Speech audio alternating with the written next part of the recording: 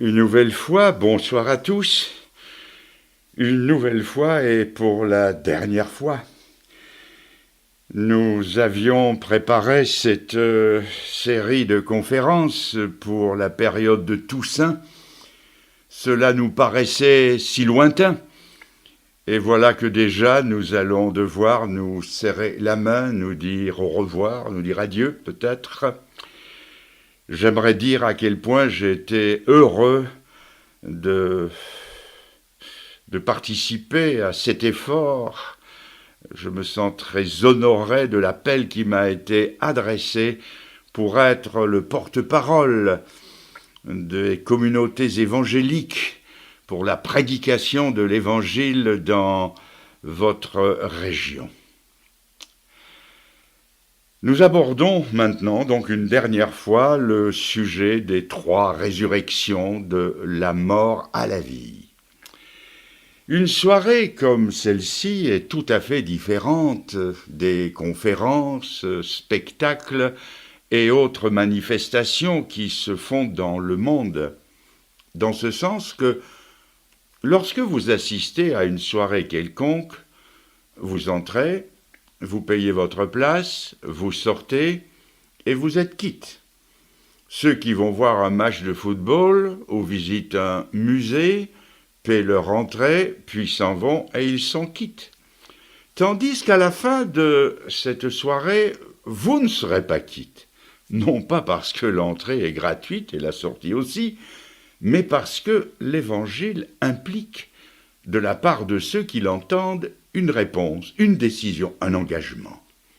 Ce soir, au-delà de ma voix, vous entendrez une autre voix, plus subtile, plus profonde, qui parlera à votre conscience, à votre cœur. C'est la voix de Dieu. Vous allez être confrontés ce soir avec un appel de la part du Seigneur. Et à cet appel, vous allez répondre par oui ou par non, ou ne pas répondre du tout, ce qui équivaudra à lui dire non. Et ce soir, dans les dernières minutes de la rencontre, je vous le dis au début pour que vous ne soyez pas surpris, nous aurons un moment de recueillement, un moment où nous allons faire un choix intérieur, car l'Évangile est essentiellement intérieur et personnel.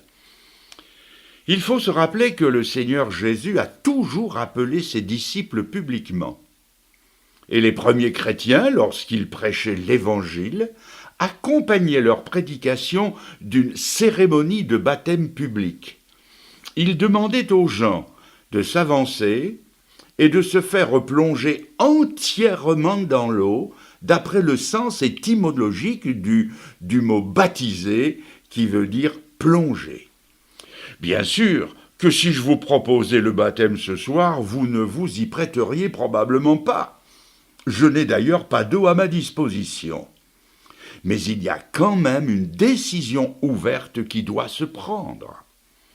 Les soirs passés, j'ai offert une carte de décision à la sortie.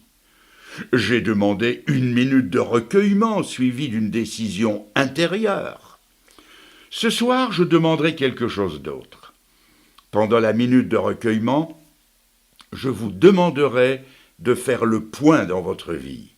Et si vous êtes d'accord avec le message du salut, je vous demanderai de marquer votre décision par un geste très simple et pourtant difficile, un geste qui vous engagera, non pas vis-à-vis de moi ou vis-à-vis de nous, mais vis-à-vis du Seigneur, un geste que le Seigneur verra. Ce sera de lever votre main 1 seconde, ce qui voudra dire « Seigneur, c'est d'accord, je me tourne vers toi. Aujourd'hui, je t'accepte comme mon sauveur personnel, et dans la main que tu me tends, je mets la mienne. » Ce geste, je serai à peu près le seul à le voir, et je vous recommanderai ensuite à la grâce du Seigneur dans la prière. Préparez-vous donc pour cette minute de décision et que le Seigneur vous aide. Ces soirs passés, Nous avons lu 3 textes dans les évangiles, 3 récits qui nous ont parlé de 3 résurrections opérées par le Seigneur sur la personne d'une jeune fille, d'un jeune homme et de Lazare de Béthanie. Le premier soir, nous avons vu la mort physique et sa défaite. Le deuxième soir, nous avons vu la mort spirituelle et sa défaite. Hier après-midi, nous avons vu les obstacles à la vie. Et aujourd'hui, nous allons donner comme titre « Premier signe de vie ». Et tout cela, je le rappelle, sous le titre général de la mort à la vie, ou bien pompe funèbre aux endeuils, ou la Camarde à reculer. Relisons donc ces textes en prenant d'abord dans l'évangile de Luc au chapitre 7 et à partir du verset 13. J'ouvre la Bible là. Le récit du jeune homme, fils de la veuve de Naïn. Jésus s'est approché du cortège en route pour le cimetière, l'a empêché d'aller plus loin, et il est écrit ceci. Le Seigneur l'ayant vu, la mère du jeune homme, donc l'ayant vu, fut ému de compassion pour elle et lui dit « Ne pleure pas ». Il s'approcha et toucha le cercueil.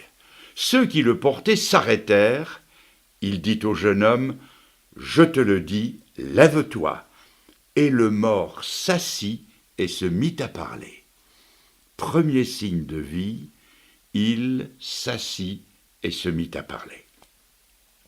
Voyons le deuxième récit, celui de la fille de Jaïrus, chapitre 8 du même évangile, verset 52. Le Seigneur s'approche, et je lis que tous pleuraient et se lamentaient sur elle.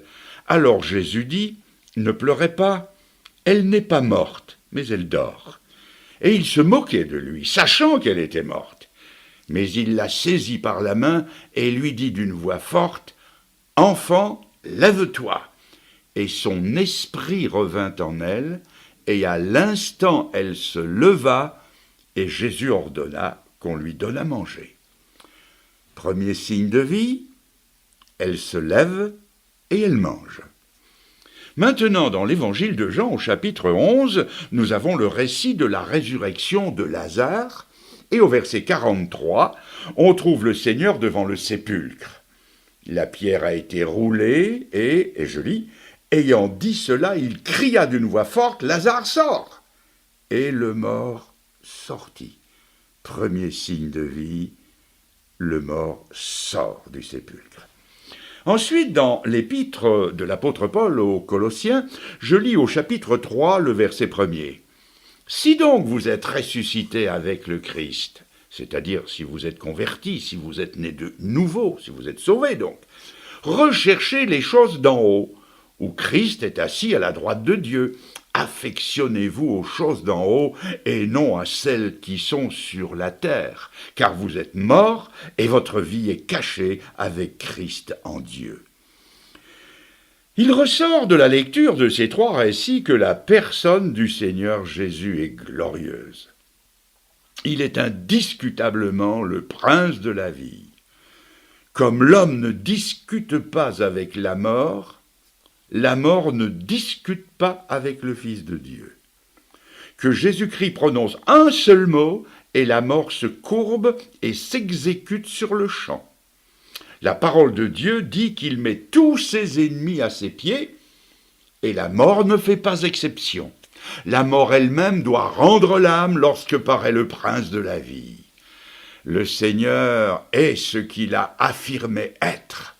Il est la source de la vie, il est l'origine de la vie, il est celui à qui tout remonte, il est Dieu.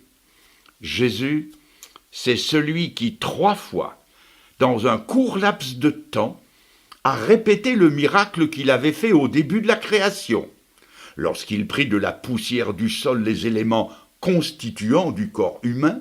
Il avait alors devant lui une enveloppe inanimée, et dans cette enveloppe, il souffla un esprit vivant. Le miracle s'est fait et l'homme se mit à vivre. Eh bien, 40 siècles plus tard, le Seigneur se retrouve devant 3 cas semblables et il refait le même miracle. Jésus-Christ est vraiment Dieu. En premier lieu, Il est bon de remarquer que lorsque le Seigneur a ressuscité ces trois personnes, il n'y a pas seulement eu vie, mais il y a eu signe de vie, d'après le titre de ce soir. Le jeune homme s'est assis, la jeune fille s'est levée, et Lazare est sorti. Ce qui veut dire que quand le Seigneur ressuscite quelqu'un, il ne l'appelle pas à une vie cataleptique, ou à la vie au ralenti des animaux qui hibernent, non. Quand Jésus ressuscite quelqu'un, il le fait pleinement. Et quand il sauve quelqu'un, il le fait aussi pleinement. Jésus a dit, « Celui qui croit en moi, des fleuves d'eau vive jailliront de son sein. » Alors, que faut-il penser de ceux qui affirment croire en Jésus-Christ et de la vie desquels il ne sort rien? Ni un fleuve, ni une rivière, ni une source, ni un ruisselet, pas même un suintement, à rien. Que penser, sinon qu'ils n'ont pas la vie? Parce que si la vie de Jésus-Christ est en vous, cette vie portera des fruits, produira des signes et des effets. Car toute vie produit des effets. Et si c'est vrai dans le domaine physique, c'est aussi vrai dans le domaine spirituel. Quand un bébé vient au monde, la première chose qu'il fait, c'est crier et bouger. Il est impossible que la vie soit séparée du mouvement et de signes de vie évidents. Qu'aurait-on pensé de Jésus-Christ si, ayant dit « Lazare sort », Lazare n'était pas sorti?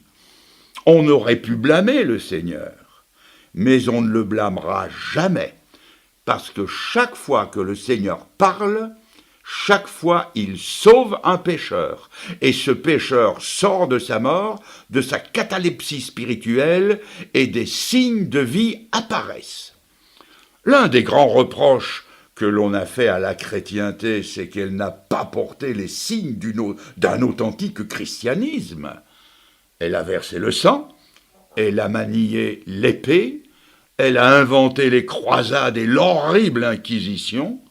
Une certaine section de la chrétienté n'a pas moins de 50 millions de cadavres sur la conscience. Ce christianisme-là a fait tout ce que le paganisme a fait avant lui.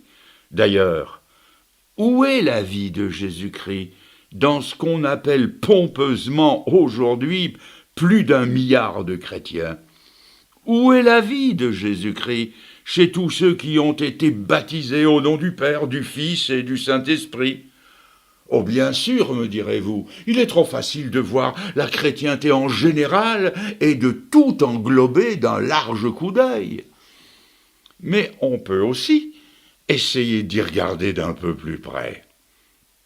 Dans ma courte expérience, 30 ans de ministère et d'itinérance, j'ai rencontré beaucoup de ces prétendus ressuscités, de ces prétendus chrétiens qui affirment croire en Jésus-Christ, qui affirment que Jésus-Christ leur a parlé, et qui, eux, n'ont pas remué le petit doigt spirituellement parlant.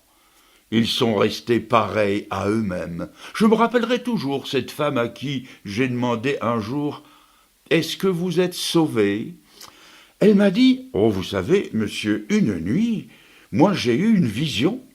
J'ai vu le Seigneur Jésus, il s'est approché de moi, il m'a regardé, il m'a parlé, et j'ai même vu ses lèvres remuer. » Et ainsi cette femme tenait pour salut ce qu'elle avait aperçu dans un moment de fièvre mystique. Mais rien n'avait changé dans sa vie, et elle a continué à vivre dans le péché comme avant. Et l'on en rencontre de ces prétendus ressuscités, convertis depuis 1 an, 5 ans, 10 ans, 20 ans, voire plus. Ils n'ont pas bougé, ils ont gardé le même genre de vie mondain, ils sont restés ce qu'ils étaient dans le même état. Tout simplement, ils sont un peu plus morts qu'au jour de leur prétendue conversion.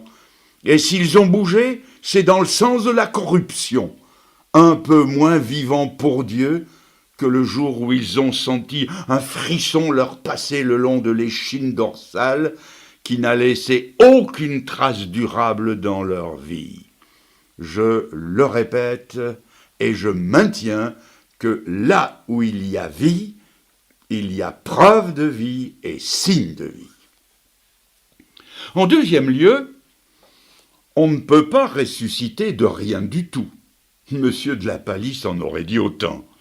On ressuscite de quelque chose. De même, on n'est pas sauvé de rien du tout. On est sauvé de quelque chose. Regardez le jeune homme, il n'est pas resté dans son cercueil. La jeune fille n'est pas restée étendue sur son lit, et Lazare n'est pas resté dans son tombeau.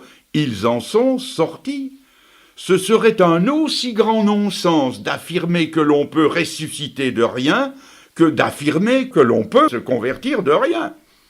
Lazare n'a pas été ressuscité dans sa mort, il a été ressuscité de sa mort.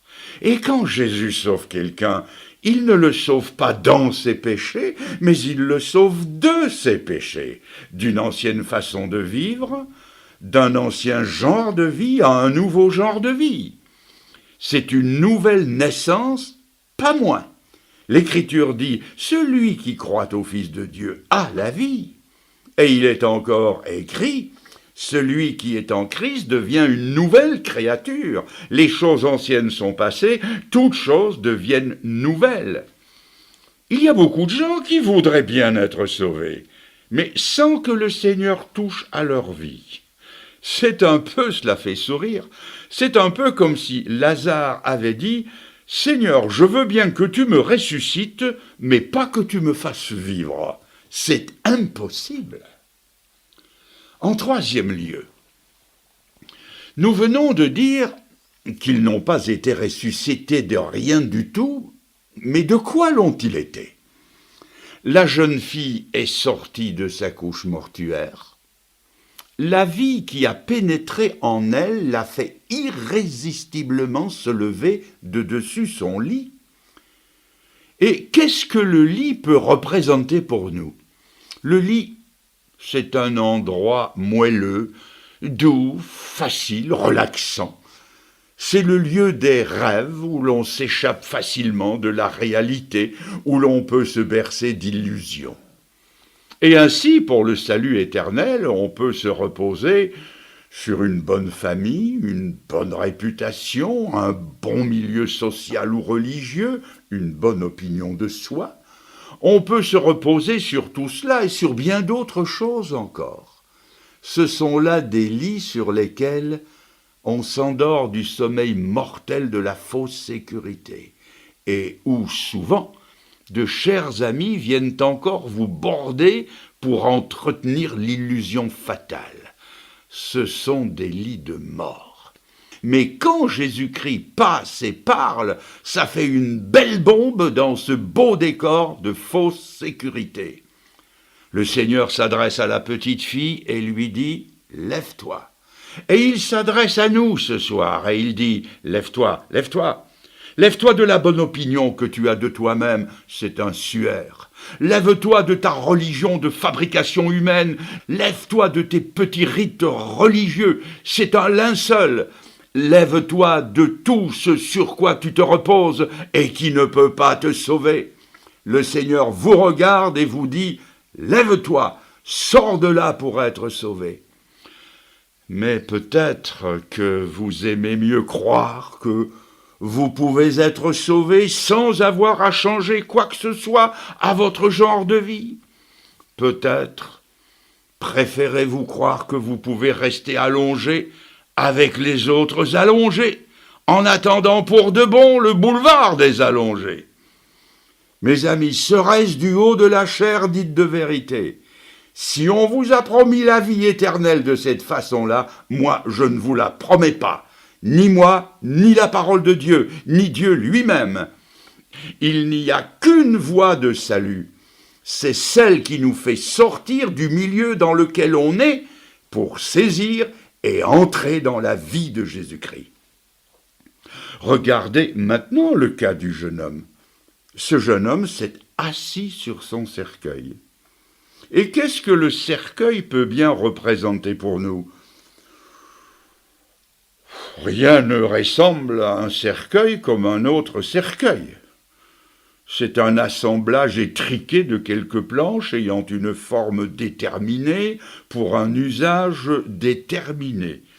Ça s'appelle du pareil au même. C'est bonnet blanc et blanc bonnet. Rien n'est aussi tristement traditionnel qu'un cercueil. Et traduit dans le domaine des choses spirituelles, le cercueil représente ceci. Admettre ce qui est généralement admis, croire ce qu'il est de bon ton de croire, ne considérer comme acceptable que ce qui est généralement accepté. Ça s'appelle faire comme tout le monde, n'avoir de conscience ou de conviction que celle fabriquée par les autres. Parce que c'est ça, un cercueil. Ce n'est pas vous qui le fabriquez, ce sont les autres qui le fabriquent pour vous et qui vous enferment dedans. Et il y a des modes de vie comme ça, ils vous sont préfabriqués. L'apôtre Pierre, qui n'était pas tendre pour ses pères, et pour la religion de ses pères, a parlé dans son épître de la vaine manière de vivre que nous avons héritée de nos pères. C'est ça, c'est admettre des idées toutes faites d'avance. C'est avoir une religion dans laquelle on nous met de force, sans nous demander notre avis et surtout sans nous permettre d'y réfléchir et sans nous permettre de la remettre en question. Hors de nous, point de salut, entendons-nous dire. On est les meilleurs, point final. Voilà ce que représente le cercueil. Savez-vous ce que le jeune homme a fait de son cercueil? Il s'est assis dessus. Eh bien, mes amis, à toutes les traditions erronées, étriquées, préfabriquées, que représente le cercueil, je vous invite à faire comme lui, asseyez-vous dessus. Vous ne le regretterez jamais, car il y a plus de joie dans le ciel pour un seul pécheur qui se repent, qui révise sa position, que pour 99 autres qui se croient justes et infaillibles. N'est-il pas écrit « Il y aura de la joie auprès des anges » dit la parole de Dieu, comme il y a eu de la joie dans le cœur de cette maman quand elle a vu son fils s'asseoir sur son cercueil. Elle n'a pas été choquée, elle, quand elle a vu son fils bousculer le protocole d'une façon aussi peu conventionnelle. Elle ne lui a pas dit « Mais enfin, mon fils, a-t-on jamais vu ? Ton père, moi, dans la famille, on n'a jamais interrompu une cérémonie comme ça. Non, mais alors, t'asseoir sur le protocole, t'aurais pu attendre d'être arrivé au cimetière. Fis le vilain garçon. Allez, oust, remonte et rallonge-toi dans ta bière. » Si donc la conversion, en changeant votre vie, choque quelqu'un, ce ne sera en tout cas pas moi, ni mes frères qui sont ici avec moi, ni le Seigneur qui est dans son ciel. Le seul à trouver l'aventure saumâtre, ce sera le diable et ses agents qui sont à son service. Eux n'y trouveront pas leur compte pour sûr, et ils vous le feront bien voir.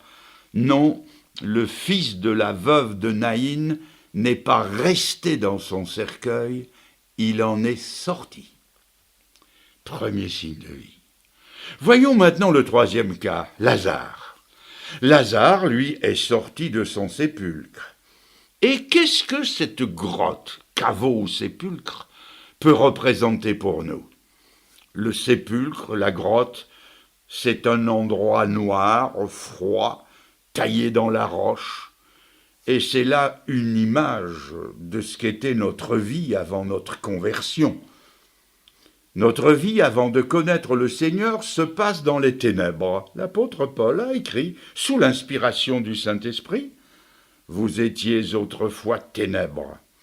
Dans notre cœur, il n'y avait pas plus de vie que dans une roche.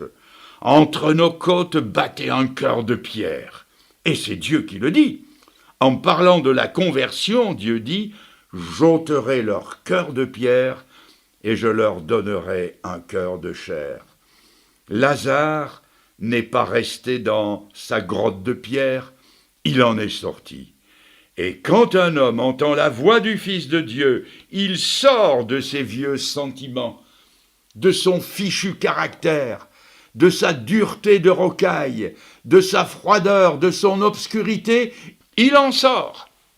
Et la conclusion est celle-ci: quand le Seigneur sauve quelqu'un, et là je me répète, il ne le sauve pas dans ses péchés, il le sauve de ses péchés. Il le sort d'un genre de vie pour le faire entrer dans un autre genre de vie. Voilà donc la deuxième chose que nous découvrons dans ce récit. Maintenant, j'aborde un troisième point. Je veux que vous voyiez la réalité en face. Je ne veux pas vous dorer la pilule. Votre conversion, si toutefois vous vous convertissez ce soir, ou si vous l'êtes depuis peu ou depuis longtemps, votre conversion ne rencontrera pas l'approbation générale. Certes, il y aura de la joie dans le ciel auprès des anges, mais il n'y aura pas que des anges pour s'en réjouir, il y aura des hommes pour s'en plaindre et des démons pour s'y opposer. Votre conversion ne plaira pas aux moqueurs et aux absolus. Ce fut le cas de la petite jeune fille de 12 ans. Elle était morte. Le Seigneur est entré dans la maison mortuaire où son corps reposait. Il s'est approché, et à peine a-t-il dit 2 mots que les gens se moquent de lui. Le Seigneur dit: « Elle dort. » Ils pleuraient à chaudes larmes, et dès qu'ils ont entendu le Seigneur dire « Elle dort », leurs larmes ont séché immédiatement, et ils se sont mis à se moquer de lui. Je me représente très bien la scène de ces gens absolus, très sûrs d'eux, qui contestent ce que Jésus vient de dire, et qui disent entre eux « Elle dort, elle dort ». Qui est ce fils du charpentier, ce prétentieux qui vient nous faire la leçon et nous dire qu'elle dort? Nous, on sait bien qu'elle ne dort pas, on sait bien qu'elle est morte. La preuve, on lui a passé un miroir sur les lèvres et pas la moindre buée. Nous avons le certificat de décès du docteur. Nous avons même le permis d'inhumer. Alors qui est-il, lui, pour nous dire qu'elle n'est pas morte? Et ils se sont moqués de lui. Mes amis, ne vous y trompez pas. Votre conversion produira les mêmes effets. Il est même écrit: ceux qui veulent vivre pieusement en Jésus-Christ seront persécutés. Une conversion ne plaît jamais à ceux qui ont des idées bien arrêtées sur certains aspects de la vie. Ils en savent tant sur la vie qu'ils n'auront que des moqueries à l'égard de votre Jésus. Encore heureux s'ils ne l'appellent pas le petit Jésus. Ils vous répondront: « Mais enfin, mon cher, mais enfin, c'est raisonnablement et scientifiquement impensable. La vie ne peut pas être bouleversée comme ça, d'un seul coup. Il y a dans la vie des lois bien établies. On doit les suivre. Il faut que jeunesse se passe. Puis on se rangera, puis on se mariera, puis on travaillera, et puis... Ah, c'est qu'ils en connaissent bien plus que Jésus, le prince de la vie. Mais malgré toute leur connaissance, je remarque qu'ils ne peuvent rien changer à leur vie, ni surtout rien changer à l'état du monde. Et finalement, tout ce qu'ils savent faire, c'est se lamenter sur leur vie et pleurer sur le monde. Et chose étrange, il suffit que Jésus-Christ fasse irruption dans la vie de quelqu'un, qu'il vous le retourne de l'intérieur, qu'il bouleverse sa vie de fond en comble, leur prouvant de façon indiscutable qu'ils ont tort, pour qu'immédiatement ils se mettent à se moquer de ce nouveau converti. Soyez sur vos gardes et ne vous attendez pas à ce que le monde qui se moque de Jésus salue votre conversion par autre chose que des sarcasmes et des colibés. D'ailleurs, plus d'un jeune homme ou plus d'une jeune fille pourra témoigner qu'au lendemain de sa conversion, ils ont fait part à leurs parents de leur joie d'avoir trouvé le Seigneur. Ils ont été reçus de haut, avec des paroles à peu près comme celle-ci. Comment? Comment? Ce galopin qu'on a mis au monde, à qui on a donné le biberon, qu'on a élevé, qui n'a pas encore 20 ans, il viendrait nous apprendre les choses de la vie, lui qui n'y connaît encore rien. Bien sûr, le galopin en question ne connaît peut-être pas toutes les expériences de la vie, mais il connaît la chose qui compte. C'est qu'il était perdu et que maintenant il est sauvé, qu'il était mort et qu'il est revenu à la vie, et que surtout, il connaît celui qui est le prince de la vie. Deuxièmement, il faut savoir aussi que votre conversion ne plaira pas non plus aux gens intéressés, car il y a des gens intéressés. Prenez par exemple le cas du jeune homme qui est assis sur son cercueil.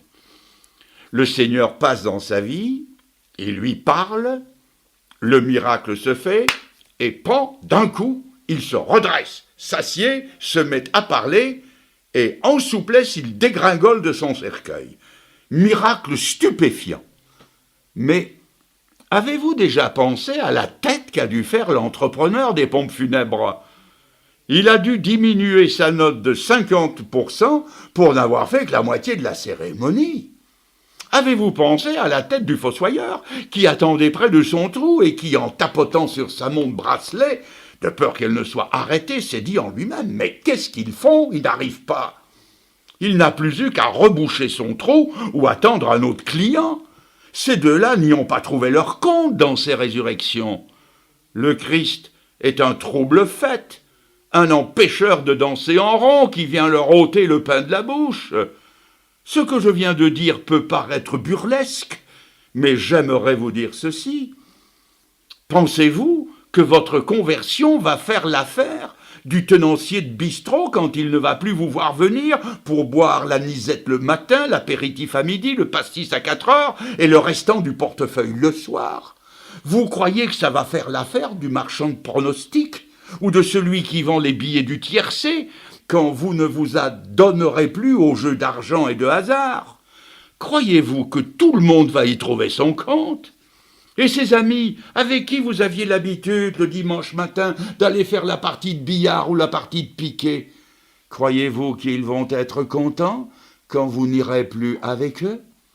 L'apôtre Pierre l'avait déjà prévu, quand il a écrit dans sa première épître, chapitre 4, verset 4, écoutez cela, « Ils trouvent étrange que vous ne vous précipitiez plus avec eux dans le même débordement de débauche, et ils vous calomnient. » Et sans aller aussi loin, vous croyez que ce frangin, ou cet oncle, ou cette grand-tante, ou ce cousin, qui venait vous visiter tous les dimanches, vous croyez qu'ils vont y trouver leur compte quand vous allez leur dire « J'ai trouvé le Seigneur, et maintenant le dimanche, je vais au culte, alors, à moins que vous ne vouliez m'y accompagner. » Ils n'y trouveront pas leur compte.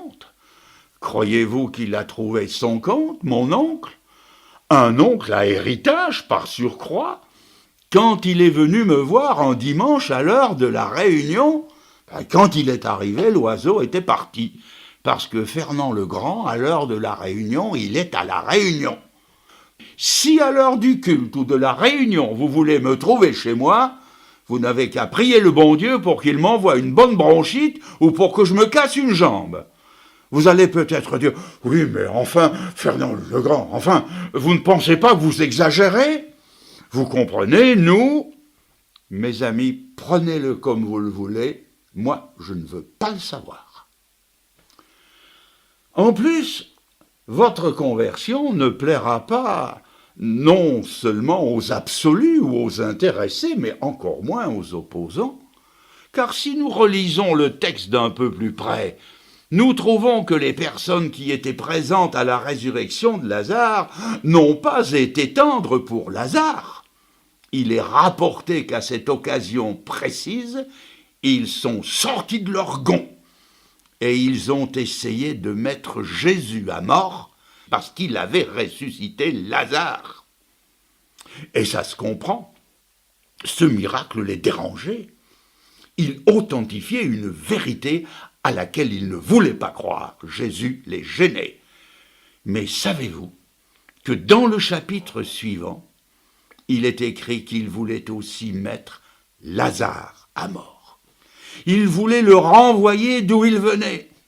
Le Seigneur l'avait réchauffé, eux, ils voulaient le refroidir. C'est comme ça, et il faudra vous y faire. La haine qu'ils ont contre le Maître rejaillit sur celui qui est l'objet de sa sollicitude. Jésus nous l'a dit d'avance, ce qu'ils ont fait au bois vert, ils le feront au bois sec. Alors vous voilà prévenus, mes amis, candidats à la résurrection. Du côté de Dieu, je peux tout vous promettre, tout. Mais du côté des hommes, je ne vous promets absolument rien, rien, si ce n'est l'incompréhension, la moquerie, l'opposition et même parfois la haine. Je vois aussi une autre chose, c'est que le miracle dans les trois cas a été instantané. À l'instant où Jésus a parlé, le miracle s'est fait. Jeune homme, lève-toi. Il s'est levé. Jeune fille, lève-toi. Elle s'est levée. Lazare sort. Et il est sorti. Le salut, c'est pareil. Le salut, ce n'est pas attendre, c'est croire. Il n'est pas dit « attends et tu seras sauvé ». L'Écriture dit « crois et tu seras sauvé ». Et l'Écriture nous présente le salut comme quelque chose d'instantané, quelque chose d'immédiat.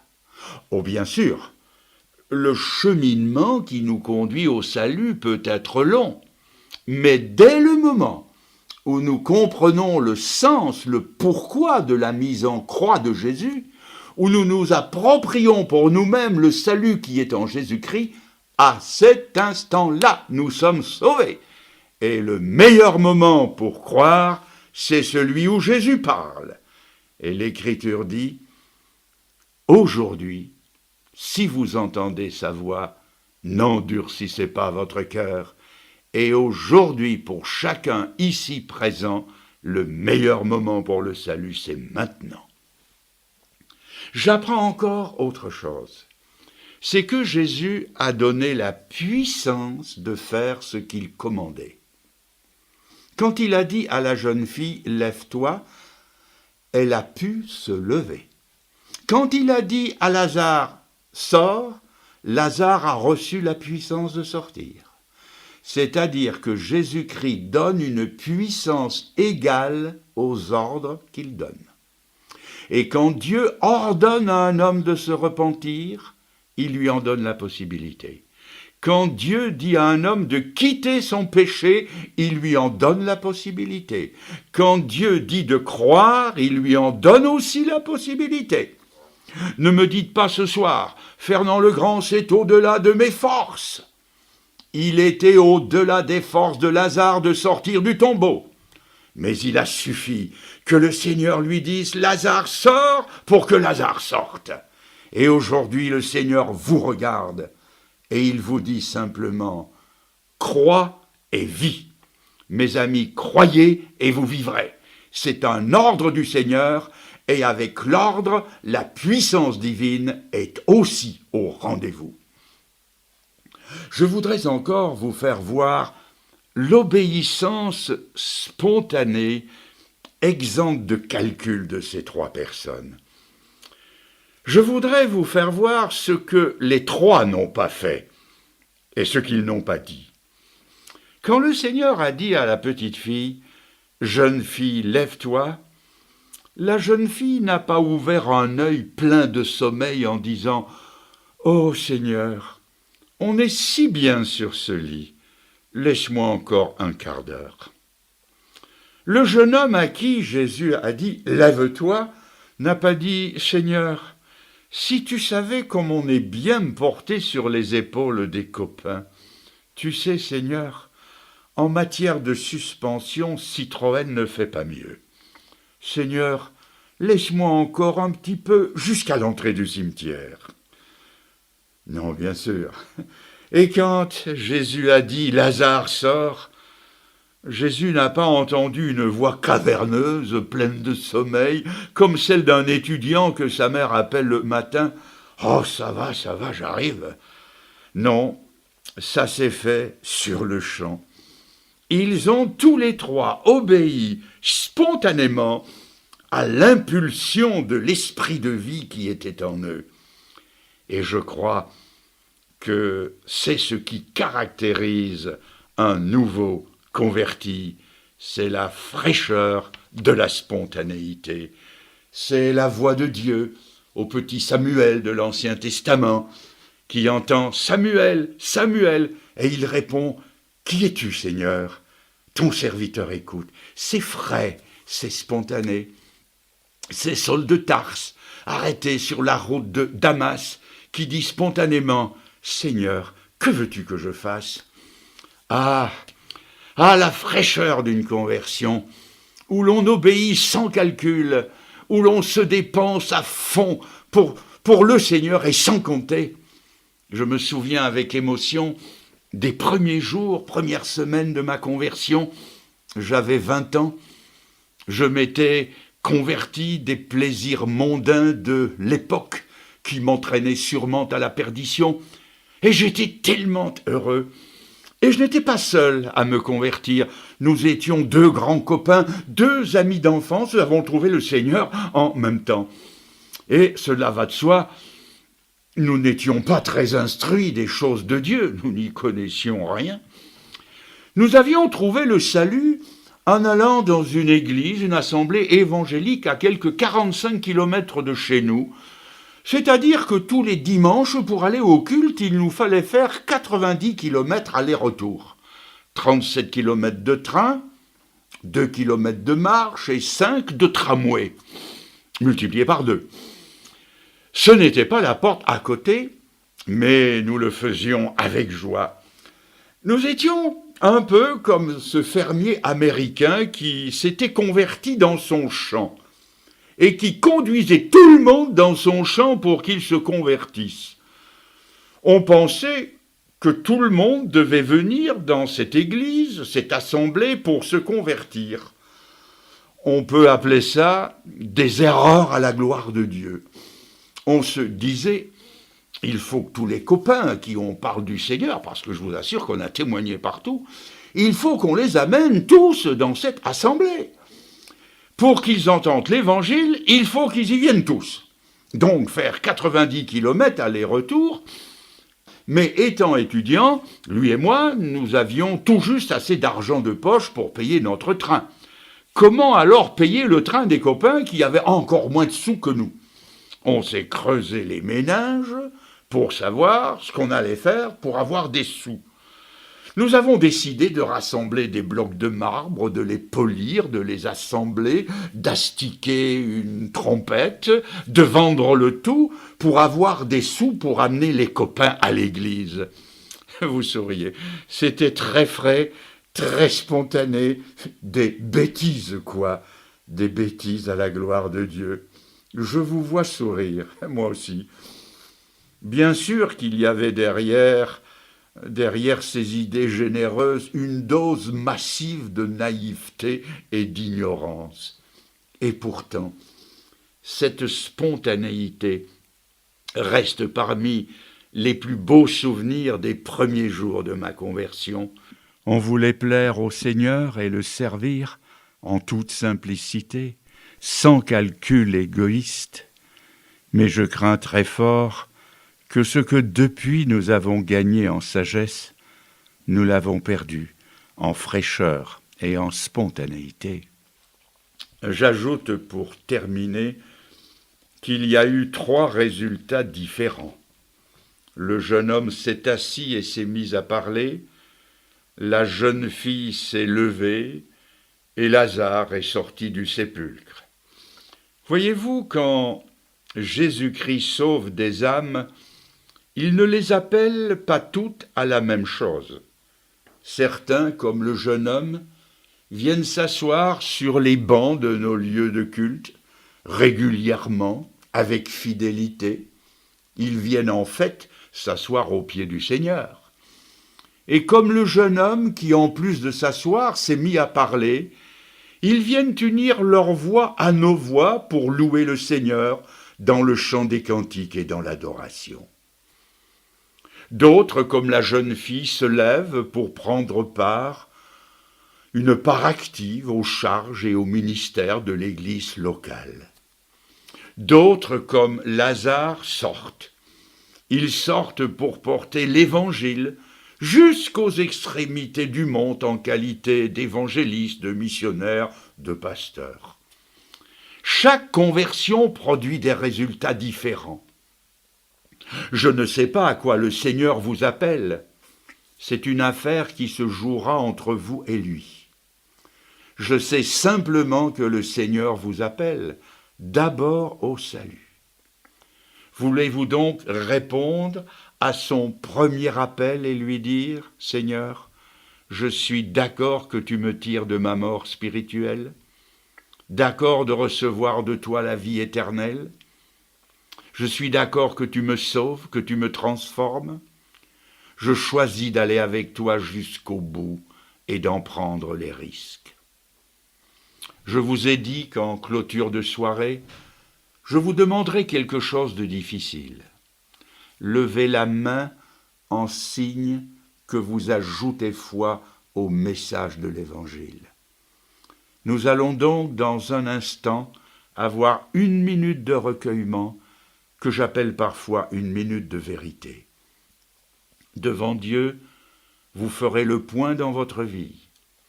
Vous choisirez intérieurement et vous le démontrerez publiquement par un bref mais décisif lever de main. Cela voudra dire que dans la main tendue du Seigneur, vous mettez la vôtre. Ensuite, je prierai pour vous. Ne faites pas le geste pour me faire plaisir. Et si vous ne voulez pas faire affaire avec Dieu, ne levez pas la main. N'ajoutez pas une nouvelle légèreté à toutes les autres. Le Seigneur, lui, veut faire affaire avec vous. Recueillons-nous maintenant. Alors, pendant que nous sommes recueillis, qui ce soir sera le premier à se donner à Jésus-Christ? Alors qui lève la main d'un geste décidé, franc? Qui? Eh bien oui, j'en vois 1, 2 mains qui se lèvent. J'en vois plusieurs autres, et plusieurs autres encore. Mes amis, que Dieu bénisse votre décision. Et j'insiste, y a-t-il encore quelqu'un? J'insiste, encore une fois. Qui veut se décider pour Dieu ce soir? Plus personne? Oui, je vois encore 1 main qui se lève. Peut-être 2, dans le contre-jour créé par les projecteurs. Je ne vois pas bien, mais plusieurs se sont tournés vers le Seigneur. Nous restons recueillis. Et je prie pour vous. Seigneur, je te prie d'accueillir ceux qui se sont résolument tournés vers toi ce soir. Tu connais l'intensité de la lutte intérieure, celle de capituler devant toi et de s'abandonner à toi. Ils ont fait ce pas. Tu as promis que tu ne mettrais pas dehors celui qui viendrait à toi. Seigneur, assure-les de ton pardon. Mets en eux l'assurance de la vie éternelle. Donne-leur ton Saint-Esprit pour qu'ils puissent marcher en nouveauté de vie. Seigneur, intègre-les dans la communauté des croyants, dans ton Église universelle par le baptême du Saint-Esprit, et mets sur leur chemin d'authentiques croyants qui les aideront à grandir dans la foi et à marcher avec toi, des pères et des mères et des sœurs et des frères en Christ. Seigneur, tous ceux qui sont ici et qui t'appartiennent se joignent à moi dans cette prière pour les recommander tous à ta grâce. Amen, Seigneur. Amen. Et c'est ainsi que nous terminons notre dernière soirée. À la sortie, j'aurai sans doute l'occasion de serrer bien des mains. Je remercie les organisateurs de ces soirées, de l'accueil qui m'a été réservée, à mon épouse et à moi. Merci pour les poignées de main, merci pour les encouragements, pour les sourires, pour les promesses de prière. Et notre prière, c'est que Dieu vous bénisse, qu'il bénisse votre ville, qu'il bénisse la France et qu'il bénisse ainsi tous ses enfants. Que Dieu vous garde. Et peut-être pourrons-nous dire à une autre fois, à l'année prochaine, à dans 2 ans. Alors maintenant, définitivement, au revoir.